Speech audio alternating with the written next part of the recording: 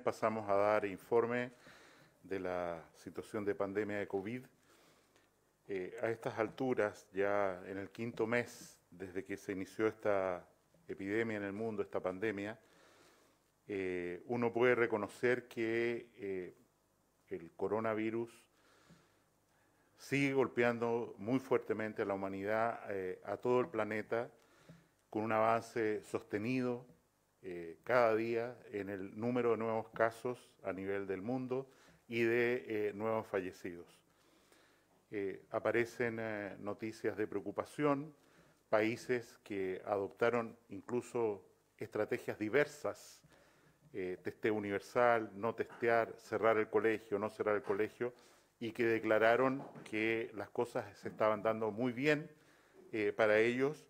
Insisto, vemos con preocupación que estos mismos países hoy día reportan que la enfermedad está reapareciendo, que tienen casos, que están aumentando los casos en lugares donde se estimaba que esta situación ya estaba bajo control, como es el caso de Corea, Singapur, incluso en la ciudad de Wuhan, en China, donde han aparecido nuevos casos.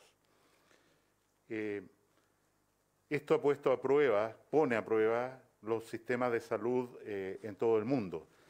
Y tanto es así que países, primeras economías mundiales, están mostrando que no son capaces de enfrentar esta pandemia y los recursos disponibles en respiradores, unidades de tratamiento intensivo, no alcanzan, como ya ocurrió y vimos con tanto dolor en Italia, en España y específicamente en el estado de Nueva York, en Estados Unidos.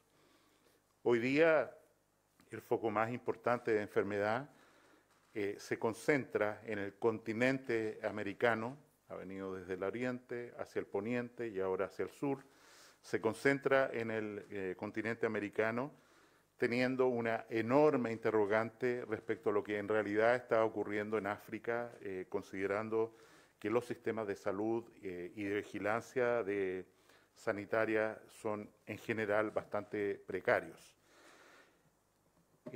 Nosotros como Chile, y por instrucciones específicas del presidente de la República, hemos tomado muy en serio esta pandemia desde el principio, desde el mes de enero, desde los primeros días de enero, cuando mucha gente tildó o consideró que la preocupación que teníamos en nuestro país era exagerada, cuando otros países minimizaban el riesgo que esta pandemia significaba para sus sistemas de salud, para sus ciudadanos, para sus sistemas de trabajo, sus economías en general. Y en ese sentido, creo que reconocer que desde el principio se hizo una preparación para aumentar los testeos, aumentar la capacidad hospitalaria, los respiradores, capacitar gente, hace hoy día un sentido pleno en la medida que nuestro sistema de salud, sobre todo en el Gran Santiago, está siendo muy demandado por personas que se enferman de COVID. La situación de Santiago, de todo el país, pero en particular de Santiago, nos tiene extraordinariamente preocupados y ocupados de manera tal de responder a las demandas de la ciudadanía y ejercer todas las medidas sanitarias de control para que esta enfermedad no se siga propagando, y agradecemos enormemente, dentro de las limitaciones que esto significa, que la ciudadanía comprenda, que mantenga sus aislamientos, que ordene los sistemas de compra esenciales, el apoyo tremendo y solidario, como ha sido el caso de los alcaldes de la región metropolitana, en las comunas en cuarentena en particular, así como de toda la organización social. Yo creo que efectivamente estamos concentrados en este esfuerzo por Santiago, y perdón que lo diga sin un ánimo centralista. Hemos tenido un esfuerzo similar en muchas regiones del país donde la situación tiende a mejorar sostenidamente, pero dada la cantidad de población que vive en la región metropolitana y en la región de Valparaíso, lo que se juega aquí es muy importante.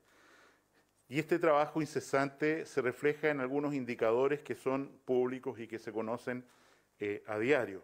En primer lugar, mantenemos una bajísima letalidad, vale decir, de las personas que se enferman por coronavirus, solamente el 10% en promedio fallece, y eso sigue siendo un número importante. Quiero decir, se hospitaliza, perdón, y un 1% fallece, 1,2% exactamente, que es una de las cifras más bajas de la OECD y desde luego en Latinoamérica. De cada 100 personas que se enferman, 1,2, 1,1 fallece. En segundo lugar, seguimos una política, como hemos comprometido, de alto testeo, exámenes, de PCR. Hoy día anotamos, en las últimas 24 horas, como se va a decir a continuación, anotamos el récord, el número de exámenes realizados desde el principio de esta campaña, en que dijimos que podíamos llegar hasta 14.000 exámenes diarios, y es una capacidad que sigue aumentando todos los días. Y eso permite, ¿no es cierto?, identificar, aislar contactos y hacer las medidas sanitarias mucho más efectivas. Y en tercer lugar, tenemos un sistema de salud que ha sido capaz de responder con un esfuerzo enorme de parte del gobierno, invirtiendo, de parte de donaciones de determinadas empresas y particulares, de parte de los propios trabajadores y trabajadoras de salud, que nos ha exigido, como se ha señalado tantas veces, armar un sistema integrado de salud, de sistema para manejar esta epidemia de COVID, y esto está mostrando que efectivamente podemos enfrentar esta tarea, salir adelante, no obstante lo cual vamos a tener que seguir aumentando nuestra capacidad de tratar pacientes, como también va a ser explicado a continuación. Sin decir más, dejo con ustedes a la subsecretaria Paula Daza para dar inicio ya al informe concreto de los datos del día de hoy.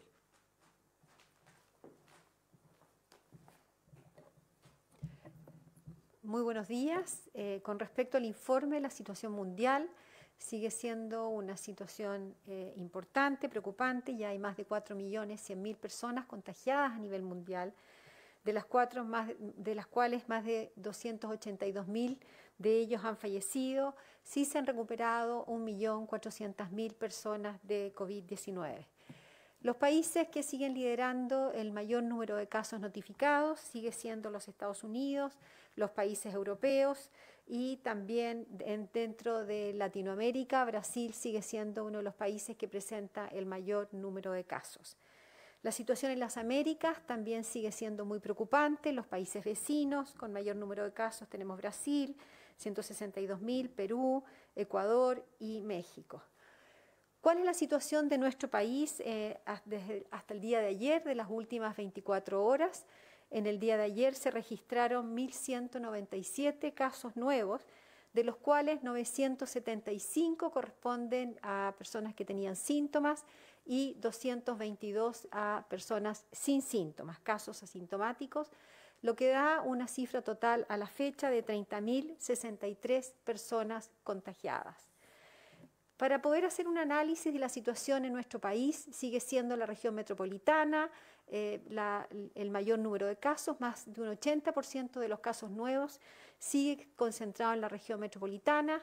Vemos que hay un 20% del total número de casos nuevos que son asintomáticos. Eso va en la línea de ir a buscar a aquellas personas que están con COVID-19 y no tienen síntomas para poder aislarlos, para disminuir la propagación de este virus. En el día de hoy se han notificado alrededor de 500 casos menos que ayer, pero que tenemos que ser muy prudentes y tenemos que ser muy cautelosos. Seguimos viendo un aumento significativo de contagios en la región metropolitana. Hoy día tenemos más de 30 comunas que están en cuarentena en la región metropolitana, que tenemos que ver una evaluación y mirar cómo va la respuesta a estas medidas tan estrictas que estamos poniendo en nuestro país con respecto a la falta de libertad de las personas. Aquí hacemos un llamado muy importante para poder tener una muy buena contención, que las personas respeten estas medidas que son tan estrictas, que sabemos que están teniendo un impacto importante en las personas. Con respecto al informe, quiero decir que de las personas recuperadas se han recuperado 13.605 y las personas que hoy día están activas, es decir, que son contagiantes, son 16.135. En relación a los fallecimientos, en el día de ayer registramos 11 personas que registraron fallecimiento en relación al COVID-19, 6 de ellos de la región metropolitana, una de la región de O'Higgins, una Magallanes, una de Valparaíso, una de Arica y una de la Araucanía, lo que nos da un total de 323 personas fallecidas hasta este momento. Finalmente, quiero informar de las medidas que vamos a prolongar en el día de hoy. Hace una semana atrás anunciamos la cuarentena de algunas comunas de la región metropolitana y de regiones, y hoy día anunciamos la prolongación por 7 días más de las siguientes comunas. En la región metropolitana se prolonga por 7 días más las comunas de Santiago, Quilicura, Recoleta y Cerrillos. En la región de Antofagasta, la zona urbana y Mejillones. Desde mañana a las 22 horas, por 7 días más, se prolonga la cuarentena en estas comunas. Voy a dejar al subsecretario de Redes Asistenciales para que siga con la cuenta.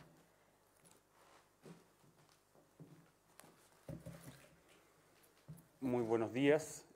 Complementando la información que acaba de entregar la subsecretaria Daza, las comunas que entraron en cuarentena el día viernes recién pasado, esas aún se mantienen en cuarentena y nosotros vamos a entregar la información el día miércoles acerca si se alarga o no la cuarentena. En cuanto a la cantidad de pacientes que se encuentran hospitalizados en nuestras unidades de cuidados intensivos, al día de ayer tenemos 574 personas, de las cuales 474 se encuentran en ventilación mecánica, siendo 80 de ellas personas que se encuentran en un estado crítico. La cantidad de ventiladores que existen al día de ayer disponibles para poder atender a cualquier paciente que lo requiera en todo nuestro territorio, considerando la red integrada de COVID-19, son 606 ventiladores disponibles. Tal como lo mencionaba el ministro de Salud, nosotros hemos venido trabajando durante varias semanas, varios meses ya, en cuanto a poder aumentar nuestra capacidad. Recordar que nosotros teníamos un solo laboratorio en el mes de febrero que podía realizar exámenes por PCR. El día de hoy ya contamos con 73 laboratorios. Recordar que nos pusimos una meta de poder aumentar en 4.000 las camas para poder atender de buena forma la pandemia. Y hemos puesto ya en marcha 5 hospitales. Pudieron ver el día viernes, sábado, que ya se está instalando el hospital de campaña a un costado del hospital Sotero del Río. Hemos contado con el apoyo de las Fuerzas Armadas en incorporar más de 700 camas para poder atender los pacientes. Y así sucesivamente para poder cumplir con estos 4.000 camas, junto con el centro hospitalario de Huechuraba. Y en cuanto a ventiladores totales, nosotros comenzamos con 1.229 ventiladores. Y hemos aumentado permanentemente, semana a semana, la cantidad de ventiladores en cada uno de los establecimientos de salud. Ustedes han podido ver cómo el presidente Sebastián Piñera ha ido al aeropuerto cuando estos han llegado a nuestro país e inmediatamente nosotros le hemos puesto a disposición de los hospitales de nuestro país. Tal como lo decía, comenzamos con 1.229, al día de hoy ya contamos con 2.035 ventiladores mecánicos y al 31 de mayo hemos considerado implementar 2.624 para atender de buena forma el aumento de contagios aquí en la región metropolitana, manteniendo nuestra capacidad de ventiladores disponibles en torno a 600, 500 ventiladores diariamente, con el objetivo de poder reaccionar en cuanto a alguna situación en particular que se desarrolle en algún otro lugar del país. En cuanto a nuestra red de laboratorios por PCR, el día de ayer, tal como lo anunció el ministro, realizamos 13.373 exámenes por PCR, marcando un nuevo récord en cuanto a cantidad de exámenes realizados, acumulando 294.057 exámenes, con una positividad el día de ayer de un 8%, acumulando durante estos más de 60 días un 10% de positividad. Eso es todo en cuanto al informe por coronavirus del día de hoy. Cedo la palabra para poder responder sus preguntas. Muy buenos días. Les quería preguntar por una denuncia que hicieron la Federación de Asociaciones de Salud Pública con respecto a la muerte de un paciente con COVID-19 en el Hospital San José. Según esta denuncia, él fallece porque no había un ventilador mecánico disponible para atenderlo. ¿Fue así esta situación? ¿Ustedes descartan que este paciente haya fallecido por esta falta de insumo? Y en esa misma línea, si nos pueden aclarar si finalmente está colapsado este hospital, considerando que también hay otra denuncia de una mujer que falleció por COVID-19 que estuvo 13 horas en una ambulancia. Si nos pueden aclarar estos dos hechos y si finalmente está colapsado este recinto hospitalario. A ver, nosotros desde mediados de marzo que hemos integrado nuestra red. Eso quiere decir que nosotros tenemos el total control como Ministerio de Salud de todas las camas del país, tanto públicas como privadas. Y es por eso que nosotros cuando ponemos a disposición de la ciudadanía la información en cuanto a ventiladores mecánicos, en cuanto a ventiladores disponibles, en cuanto a camas disponibles, esto siempre considera la totalidad de las camas del país. Y es por eso que al día de hoy, yo he mencionado, hay 606 ventiladores disponibles. En cuanto a la situación particular del Hospital San José acerca de este paciente, yo puedo mencionar que me he comunicado directamente con el director del hospital y él me ha informado, y así lo han hecho a través de un comunicado, en que este paciente llegó en gravísimas condiciones, se iniciaron las maniobras de reanimación, pero lamentablemente no pudieron y el paciente falleció, por lo tanto extendemos nuestro sentido pésame a su familia. O sea, descarta que haya sido porque faltó ventilador mecánico en ese recinto hospitalario. Y por el segundo caso también que le he preguntado de esta mujer que fallece y que estuvo 13 horas en una ambulancia. Insisto, descartamos, a propósito de la información que ha entregado el Hospital San José, que haya habido falta de ventiladores. Esto así ha sido corroborado por el director del hospital y yo me he comunicado personalmente con él para conocer y estar al tanto de la situación. Buenos días. Durante este domingo usted dijo que actualmente hay una ocupación del 75% a nivel nacional de las camas con apenas 550 ventiladores disponibles. ¿Cuál es la situación actual de las unidades hospitalarias? Y bastan las 664 camas críticas que se van a sumar a la red en las próximas 2 semanas. ¿Cuándo también y bajo qué criterios se van a comenzar a trasladar los pacientes desde Santiago a regiones? Si pudieran transparentar esa situación, porque preocupa que la región metropolitana siga liderando los contagios con casi un 71%, lo mencionaba la subsecretaria, ahora 80% de los casos nuevos están en la región metropolitana. Es lógico que la región metropolitana esté liderando los casos por ser una ciudad en donde viven casi 8 millones de personas, ¿ya? En cuanto a la estrategia de poder disponer de mayor número de ventiladores, de mayor número de camas, de poder realizar traslados a otras regiones, es tal cual como lo realizamos en la ciudad de Punta Arenas, como lo realizamos en la ciudad de Temuco, y es por eso que esto se repite. Ahora, obviamente, a una magnitud mucho mayor. ¿Por qué? Porque estamos en una ciudad de 8 millones de habitantes. Nosotros estamos trasladando ventiladores hacia la región metropolitana, estamos instalando los ventiladores que hemos adquirido en los hospitales de la región metropolitana y, de ser necesario, en caso de poder trasladar pacientes a otras regiones, también lo vamos a realizar. Pero obviamente nosotros tenemos que privilegiar primero la hospitalización dentro de la región metropolitana de acuerdo a la cantidad de ventiladores que tenemos a disposición de la ciudadanía. En caso, obviamente, de aumentar esta cantidad de contagios, nosotros vamos a aumentar aún más nuestra cantidad de ventiladores disponibles para mantener, insisto, entre 500 y 600 ventiladores disponibles para la ciudadanía a nivel nacional. Lo de las camas críticas, ¿bastan las 664 camas críticas? ¿Cuáles son las proyecciones del Ministerio de Salud? En cuanto a la cantidad de ventiladores, hemos comentado recientemente con una gráfica puesta a disposición en donde nosotros vamos a aumentar esta cantidad de camas, especialmente en la región metropolitana. ¿Para qué? Para que en cuanto a nuestra estimación de casos que necesiten hospitalización, de acuerdo a los casos ya contagiados, mantengamos este nivel entre 500 y 600 ventiladores disponibles. Aquí nosotros nos hemos comprometido a entregar cuidado necesario a cada uno de los pacientes que lo necesiten, sean de aquí, de la región metropolitana, o sean de cualquier otra ciudad del país, y para eso hemos estimado necesario el poder trasladar ventiladores, trasladar pacientes y trasladar equipos médicos en esta red integrada COVID-19 que considera la totalidad de las camas del país y sobre la cual tenemos el total control en estos momentos. Buenos días, subsecretario, ministro. La Sociedad Chilena de Nefrología está alertando sobre la situación de los pacientes con enfermedades crónicas renales.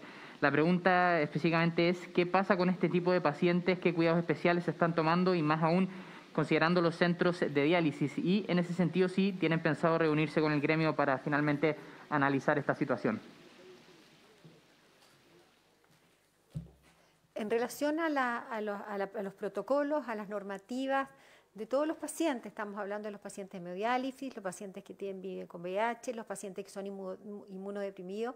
El Ministerio de Salud tiene una normativa, un protocolo, que son los lineamientos generales para prevenir la propagación del virus y principalmente con estos pacientes que son tan susceptibles. Hoy día la Sociedad Chilena de Nefrología tiene la página web de su ministerio y lo agradecemos, una normativa que se alinea con los principales normativas del Ministerio de Salud con respecto a la prevención de la propagación del virus en los centros de diálisis. Nos parece que es una normativa muy completa, está muy clara para poder llevar a cabo, y en ese sentido agradecemos a la Sociedad Chilena de Nefrología por haber elaborado esta normativa que está alineada con los principios del Ministerio de Salud. Con respecto a su segunda pregunta, nosotros tenemos las puertas abiertas para las sugerencias y protocolos y normativas con todas las sociedades científicas que así lo requieran. Buen día, subsecretarios, ministros. Han informado hoy un nuevo récord en la cantidad de exámenes realizados, también más de 70 laboratorios que están procesando estos exámenes. Sin embargo, dentro de las últimas horas se ha conocido una denuncia del alcalde de Cerro Navia que indica que hay más de 1.200 exámenes pendientes en el Servicio de Salud Occidente, y además particularmente la situación del Centro Hospitalario Lucio Córdoba, donde se rechazaron exámenes por exceder el tiempo de conservación. En ese caso en particular, ¿cuántos exámenes, de ser efectivo, se habrían perdido por exceder este tiempo? Y en nivel nacional, ¿cuántos exámenes faltan por procesar aún que no es capaz de procesarse durante las 24 horas? Según el informe que ustedes entregan, tendríamos una capacidad aproximada de 14.000 exámenes diarios. ¿Cuántos no se alcanzan a procesar, y particularmente estos exámenes que se perdieron por exceder el tiempo? Con respecto a la red de laboratorio, así como tenemos una red COVID-19 para el manejo de toda la red, tanto desde el punto de vista de ventiladores, también tenemos una red de laboratorios a nivel nacional, donde existe una gestión con respecto a los exámenes, en caso que los exámenes no puedan ser manejados o no puedan ser procesados en un laboratorio, son distribuidos a otros laboratorios para que sean distribuidos en forma eficiente, y esa es la forma de trabajar y evidentemente para poder dar respuesta a los resultados de estos exámenes en forma oportuna. Yo personalmente no tengo en este momento los números exactos, pero sí les podemos decir que estamos a cargo del tema, que se hace una gestión. Hoy día tenemos más de 70 laboratorios disponibles para poder trasladar esos exámenes de un laboratorio a otro para poder dar las respuestas y los resultados en forma oportuna. Subsecretaria, entonces se descarta esta denuncia de que se habrían perdido algunos exámenes por exceder este tiempo en el Centro Hospitalario Lucio Córdoba. Hoy día lo que le puedo decir efectivamente que nosotros todos los exámenes que llegan a los distintos laboratorios, en caso de estar superando un tiempo, son distribuidos a otros laboratorios que el tiempo de espera es menor, y por eso hoy día tenemos más de 70 laboratorios distribuidos, y por eso el número de exámenes que estamos dando respuesta hoy día, que hoy día hemos duplicado el número de exámenes en los últimos 7 días para dar respuesta a las necesidades de la población. Subsecretarios, ministro, muy buenos días. Son dos preguntas de dos temas bastante sensibles. Lo primero tiene que ver con el regreso a clases, las clases presenciales. Hoy el ministro Raúl Figueroa, ministro de Educación, dijo no hay fecha de retorno a clases mientras no haya condiciones sanitarias. Cuando se habló de un retorno seguro a clases, por ejemplo, ¿no habían las condiciones sanitarias? ¿Hubo errores al momento de plantear, por ejemplo, ese regreso? Y si es que hay alguna proyección ahora de cuándo podrían existir esas condiciones. Eso en materia de salud. Y lo otro, algo que nos tiene bastante también preocupados, es la liberación de datos que hizo hoy un medio de comunicación donde hay, por ejemplo, específicamente en sectores, en barrios, donde se identifican los casos con coronavirus, al menos positivos, confirmados al 8 de mayo. Finalmente, lo que se quería mantener en secreto, lo que se quería mantener resguardado, este mismo medio indica que se filtró desde el Ministerio de Salud. ¿Cómo responden a esa filtración? Voy a dar respuesta a la segunda pregunta en relación a los mapas georreferenciales. La información está disponible, eso está elaborado en base al informe epidemiológico, que es un informe absolutamente público. Los datos están disponibles en los informes que se elaboran de parte del Ministerio de Salud y se publican con toda la información por comuna, por edad, por distribución geográfica y esa información es absolutamente pública. A la otra pregunta voy a dejar al ministro de Salud. Pero, subsecretaria, lo que pasa es que es una filtración que hay en un medio de comunicación hoy día donde incluso aparecen, insisto, con las calles donde están los casos, más allá del debate de si es bueno o no que se haya publicado en este medio. De hecho, hay un debate abierto en redes donde dicen que hay un problema ético ahí, pero ¿cómo reciben ustedes que la filtración salga del Ministerio de Salud? Bueno, nos hemos informado, como usted ha señalado, de esta filtración. Los datos que ahí aparecen son verdaderos, vale decir, la información es correcta, corresponde a lo que tenemos registrado en el Ministerio de Salud. Nosotros usamos estas georreferenciaciones precisamente para hacer un trabajo más fino, como hemos empezado esta semana con los alcaldes, en que les mostramos precisamente dónde están concentrados estos casos para ver de qué manera podemos trabajar juntos en un lugar donde hay una concentración de inmigrantes con alguna infección o cuando no se pueden cumplir las medidas de aislamiento, producto de que la gente vive en lugares muy concentrados y más bien hay que referirlos a hostales sanitarios. Respecto al mecanismo por el cual se produjo esta filtración, no lo conocemos en este momento. Tenemos que hacer la averiguación a través de la denuncia que corresponde a la policía especializada en estos temas para eventualmente identificar responsabilidades e iniciar las acciones administrativas y legales que correspondan, porque en esto no tenemos dos posiciones. Vale decir, cada vez que se produce la posibilidad de identificar una persona concreta con la enfermedad, esa persona corre un riesgo. Y lo hemos visto, lo dijimos desde el primer día de que eso nos producía enorme temor y de hecho le pedimos un pronunciamiento a la Contraloría al respecto que validó que en el marco de la Ley de Derechos y Deberes, esto se mantuviera confidencial. Cuando en un mapa georreferenciado aparece en la calle tal punto, que es muy fácil identificable cuál es, ¿no es cierto? Para las personas que allí están, se produce un riesgo de discriminación, de violencia, etcétera, como lo han tenido incluso nuestros trabajadores de salud que no los dejan subirse a la locomoción colectiva o los vulneran en la privacidad de sus hogares. Y en ese sentido, lamentamos esta filtración, vamos a investigar y, como digo, está en la línea. La información existe y la usamos en el trabajo concreto con los municipios para identificar los lugares de mayor riesgo donde hay que hacer acción. Respecto al retorno a clases, como ya se mencionó en la pregunta, nosotros tenemos que informar al señor ministro de Educación. Él es el que le corresponde dónde y cuándo y no vamos a nosotros profundizar en ese tema porque no nos corresponde decir esta escuela en este lugar de tal manera, sino que sencillamente indicar los principios generales que permitirían en algún momento, en algún lugar, cuando se estime conveniente y prudente, que los escolares retornen a clase, que ojalá sea lo más luego posible. Eso sería todo por hoy. Les queremos agradecer su atención, sus preguntas y agradecer sin lugar a dudas el tremendo trabajo que se está haciendo en la región metropolitana del Gran Santiago por dar la pelea contra esta epidemia y estoy seguro que como dije al principio, merced a habernos preparado oportunamente, tener los recursos, tener los respiradores, tener personal calificado, tener esta red de gente que se ha presentado para ser contratado 8.000 personas a través del servicio civil hoy día. Se han presentado con diversas cualificaciones para ayudarnos en esta situación, mediante contratos, por supuesto, es que tenemos ocupación, trabajo, dedicación, pero estamos tranquilos en que todos juntos vamos a poder salir adelante de esta crisis sanitaria, la más importante en los últimos 100 años, que afecta no solo a nuestro país, sino al mundo entero. Muchas gracias.